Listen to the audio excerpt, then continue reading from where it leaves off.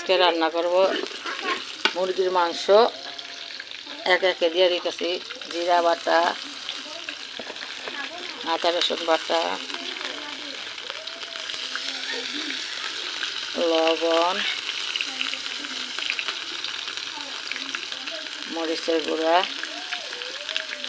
হলদির গুঁড়া,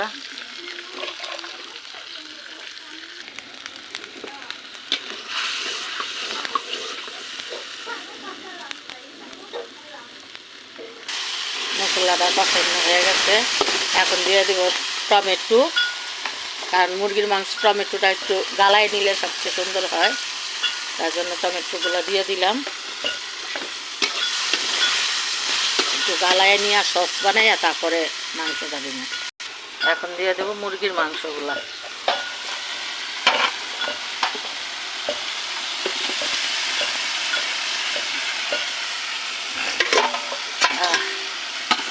ঠান্ডা লেগে গেছে, গরম ঠান্ডা আবহাওয়াটা একটু ব্যতিক্রম। রোদায় কষ্ট হয় না ঠিক আছে, কিন্তু ঠান্ডা গরম, এই শীত এই গরমে অসুস্থ হয়ে যাইতেছি সবাই। আবার হয়ে গেল মুরগির মাংস।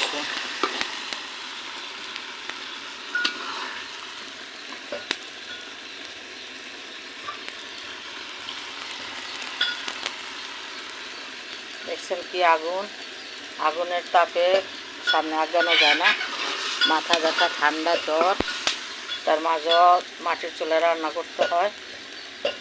গ্যাসের যে পরিমাণে দাম, তা এত বড় সংসারে হয় না 2-3 বোতল ছাড়া।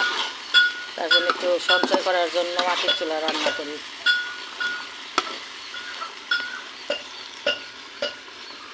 তরকারিটা হয়ে গেল। আল্লাহ হাফেজ।